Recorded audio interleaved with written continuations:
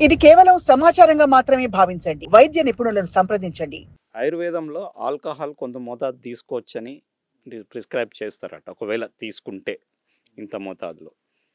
So, యునానీలో గూడా అట్లేమన్నా ఉందా sir? అంటే నో ఆల్కహాల్ అని ఏమన్నా ఉందా?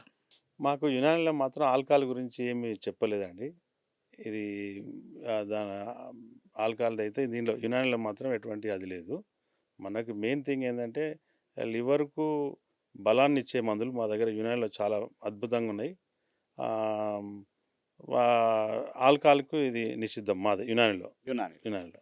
No no alcohol. Alcohol. No alcohol. సరే ఇప్పుడు ఆల్కహాల్ తీసుకున్న కేసెస్ మీరు వస్తున్నాయి అంటున్నారు కదా సార్. ఏ స్టేజ్ వరకు మీ యునానీ మెడిసిన్‌లు పనిచేస్తాయి sir? For example stage 1, stage 2 వరకా? స్టేజ్ 3 వరకా? ఎక్కడి వరకు మీరు మీ స్టేజ్ 1, ట్రీట్మెంట్‌ని stage 2 maximum stage 3. Stage 4 cirrhosis అయినప్పుడు ఏ మందులైనా కష్టం. అలా పోతే లాస్ట్‌కు లివర్ ప్లాంటేషన్‌కి పోతారు.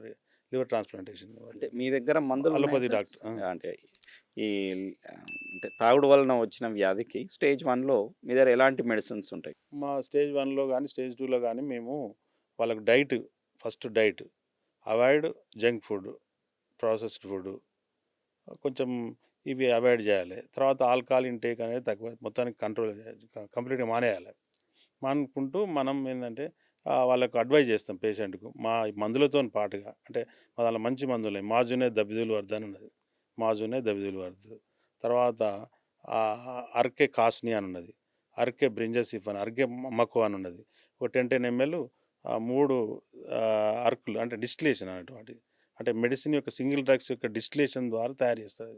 అర్క్ అంటారు. డిస్టిలేషన్. వాటిని తాగాలి. వాటిని తీసుకోవాలి. Plus దబిజుల్ word, మాజునే దబిజుల్ word.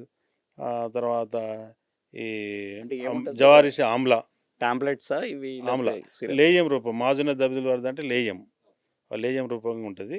దాన్ని పౌడర్ ఇప్పుడు డయాబెటిక్ పేషెంట్ అనుకోండి, సుఫుఫే దబిజుల్ వర్ద్ అంటారు. పౌడర్ రూపం అన్నాడు. డయాబెటిక్ పేషెంట్లు కూడా తీసుకోవాలి. డయాబెటిక్ వాళ్ళకి ఫ్యాట్ లివర్ ఉందనుకోండి, వాళ్ళు ఆ వాళ్ళకి సుఫుఫ్ కూడా అదే. పౌడర్. డయాబెటిక్ లేదనుకోండి, ఓన్లీ ఫ్యాట్ ఒబేసిటీ పేషెంట్ ఉన్నాడు, డయాబెటిక్ లేదు, దబిజుల్ వర్ద్ అని లేయం తీసుకోవచ్చు. లేయం అంటుంది దాన్ని.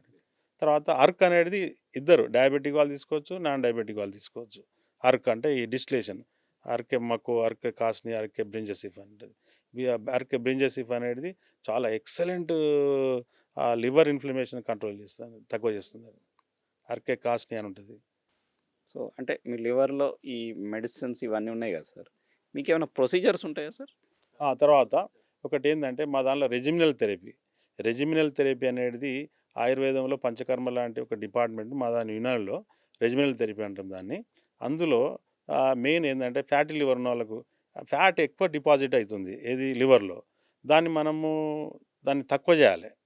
దాన్ని తక్కువ చేయాలంటే దాన్ని డిజాల్వ్ చేయాలి. డిజాల్వ్ చేయాలంటే మనం ఏం చేయాలి? ఎక్సర్సైజ్ అనేది ఒక పార్ట్ మా దాంట్లో ఈ రెజిమినల్ థెరపీలో. ఆ రెజిమినల్ థెరపీలో ఆ ఎక్సర్సైజ్ అనేది మినిమం 30-45 మినిట్స్ ఎక్సర్సైజ్. ఏది సైక్లింగ్ చేయడం కానీ, ట్రెడ్మిల్ చేయడం కానీ, స్టేర్ కేస్ ఎక్కడం కానీ, ఇట్లాంటి ఎక్సర్సైజు, అరోబిక్ ఎక్సర్సైజ్ ఇట్లాంటివి చేసి మనము ఫ్యాటీ లివర్‌కు ఒక ఎక్సర్సైజు. తర్వాత డైటోథెరపీ. డైట్ అంటే బ్యాలెన్స్డ్ డైట్. అంటే ఫ్యాట్ ఎక్కువ లేని డైట్ తీసుకోవడం. అంటే వెజిటేబుల్స్ కానీ, సలాడ్స్ కానీ అట్లాంటి డైట్ తీసుకొని మనం ఫ్యాట్ లివర్‌ను రాకుండా చేసుకోవచ్చు. తర్వాత ఆల్కహాల్ అనేది నిషిద్ధం దాని యునానిలో. అది తాగకపోతే చాలా మంచిదది. ఇట్లా తర్వాత ఇంకోటేందంటే వీళ్ళకు మసాజ్, స్టీమ్ బాత్ అండి. స్టీమ్ ఇస్తాం మా దగ్గర. మసాజ్ చేసినాక స్టీమ్ అంటే దాన్ని మా యునాని టైంలో దలక్ అంటారు. మసాజ్ థెరపీ ఇచ్చి బాడీ మసాజ్‌తోని బ్లడ్ సర్క్యులేషన్ ఇంప్రూవ్ అవుతుంది. బాగా సర్క్యులేషన్ పెరుగుతుంది. తర్వాత దానికి స్టీమ్ ఇచ్చినాక ఆ బాడీలో ఉన్న ఎక్సెసివ్ ఫ్లూయిడ్, మార్బిడ్ మ్యాటర్ అంతా బయటికి వెళ్ళగొట్టచ్చు చర్మం, చెమట ద్వారా రైట్. స్టీమ్ బాత్తోని. అది కూడా best therapy for fatty liver. తర్వాత పర్గేషన్ అంటే motion stomach clean. Stomach clean చేస్తాం. దాంతోని కూడా మనం ఫ్యాటీ లివర్‌ను తక్కువ చేసుకోవచ్చు.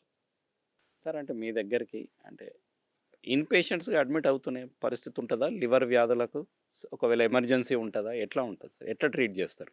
ఎమర్జెన్సీ అనేది ఇది అంతా ఓపీ బేస్డ్ ట్రీట్మెంటే అండి.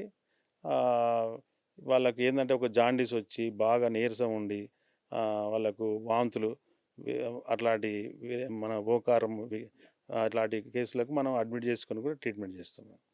సో అంటే ఎమర్జెన్సీ కాక వేరే ఇన్పేషెంట్ ఇన్పేషెంట్గా మేము వాళ్ళకి జాండీస్ ఉందనుకోండి, ఇది ఫ్యాటీ లివర్తో గ్రేడ్ 3 గ్రేడ్ అట్లా ఫ్యాటీ లివర్తో వాళ్ళకి జాండీస్ వచ్చే ఛాన్సెస్ ఉంటాయి. వాళ్ళకి ఆ జాండీస్ని కంట్రోల్ చేయాలి మనం. అదే బిలిరూబిన్ కంట్రోల్ చేయాలంటే లివర్కు స్ట్రెంథనింగ్ చేసుకుంటూ వాళ్ళకి రెస్ట్ ఇచ్చి వాళ్ళకి డిఫరెంట్ రెజిమినల్ థెరపీస్ అదే పర్గేషన్ ఇట్లాంటి ట్రీట్మెంట్ చేసేసి మెడిసిన్ ఇచ్చేసి తక్కువ చేస్తాం. సార్ ఇప్పుడు మీ మెడిసిన్స్ ఇస్తారు కదా సార్, అంటే కొన్ని మెడిసిన్స్ లాంగ్ టర్మ్ వాడాలన్నా లివర్ సంబంధిత వ్యాధులకు, లేకపోతే ఎట్లా ఉంటుంది సార్? అంటే ఒక పీరియడ్ వరకే వాడడం ఉంటుందా? అంటే మనము ప్రోగ్నోసిస్ అంటే దాని డిపెండింగ్ అపాన్ ద పేషెంట్ ఆ పేషెంట్ కండిషన్ బట్టి వాళ్ళ టెస్టుల ఆధారంగా మనం ఇప్పుడు ఇప్పుడు ఫ్యాటీ లివర్లో మనము లివర్ ఫంక్షన్ టెస్ట్ చేస్తాం. లివర్ ఫంక్షన్ టెస్ట్లో అందులో మనకి హెచ్ఓటి, హెచ్బిటి, జీటీ, గ్లామరల్, మన గామాబుటరిక్ యాసిడ్ ఇవన్నీ వాటి చూసుకుంటూ బిలిరూబిన్ డైరెక్ట్ ఇండైరెక్ట్ బిలిరూబిన్ ఆ టెస్ట్ల ఆధారంగా మనం ఎంతవరకు తగ్గుతుందని చూసుకుంటూ ఆ మెడిసిన్ కంటిన్యూ చేయాలి. అది మినిమం 3 months అయితే వాడాల్సి వస్తుందండి మా దగ్గర. ఏ జబ్బుకైనా క్రానిక్ డిసీజెస్కు మినిమం 3 months ఇచ్చి చూస్తాం పేషెంట్కి. Minimum 3 months. మా దగ్గర ఈ ఫ్యాటీ లివర్కు ఈ జాండీస్ కానీ ఈ హెపటైటిస్ బి కానీ మాకు జిగ్రీన్ అని ఒకటి ఉంది. అది సైంటిఫికల్లీ ప్రూవ్డ్ అన్నట్టు. అది పేపర్ ప్రజెంటేషన్ కూడా ఇంటర్నేషనల్ జర్నల్ కూడా పేపర్ ప్రజెంటేషన్ అయింది. డాక్టర్ హబీబుల్లా గారు దీనికి రిటైర్డ్ ఉస్మానియాలో హెచ్ఓడి గ్యాస్ట్రంటాలజీ డిపార్ట్మెంట్ నుంచి ఆయనే దీనికి రీసెర్చ్ చేశారు. జిగ్రీన్ అనేది జిగ్రీన్. ఓకే సార్, ఇప్పుడు మీ మెడిసిన్స్ జనరల్గా అంటే బయట మెడిసిన్స్తో పోలిస్తే అంటే ఒక కాస్ట్లీ ఉంటాయా లేకపోతే చీప్ ఉంటాయా? ఇప్పుడు అదే లివర్ వ్యాధికి బయట కూడా వేరే మెడిసిన్స్ అవైలబుల్ ఉంటాయి కదా సార్ మార్కెట్లో. మీరు ప్రిస్క్రైబ్ చేసే వాటికి బర్డన్ ఎంత ఉంటుంది పేషెంట్? చాలా తక్కువ ఖర్చుతో కూడుకున్న వైద్యం అండి యునాని వైద్యం. పెద్ద ఎక్కువ ఖర్చు అయితే కాదండి. కాదు సార్. ఇంకోటి, ఈ మెడిసిన్స్కి సైడ్ ఎఫెక్ట్స్ ఏమైనా ఉంటాయా? జనరల్గా ఇంగ్లీష్ మెడిసిన్స్కి వాటికి ఉంటాయి కదా, యునాని మెడిసిన్స్లో పరిస్థితి ఏంటి? Unani medicine safe medicine, purely herbal. 90% of the ఈ Unani medicine totally purely herbal medicine అండి. ఓకే, దీనిలో హార్మ్ఫుల్ కాదు. మినరల్స్ చాలా తక్కువ మా దానిలో యూజ్ అయ్యేది. ఎనిమల్స్ బేస్డ్ కూడా చాలా తక్కువ యూజ్ అవుతుంది. Only purely herbal medicine Unani medicine.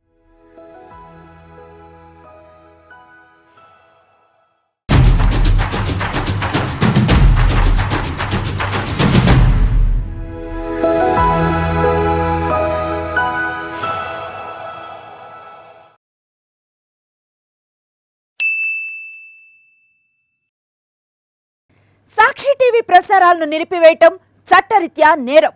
Sakshi TV ప్రసారాల కోసం మీ స్థానిక కేబుల్ ఆపరేటర్ను వెంటనే సంప్రదించండి. DTHలో ఇంటర్నెట్లో కూడా సాక్షి టీవీ ప్రసారాలను వీక్షించవచ్చు.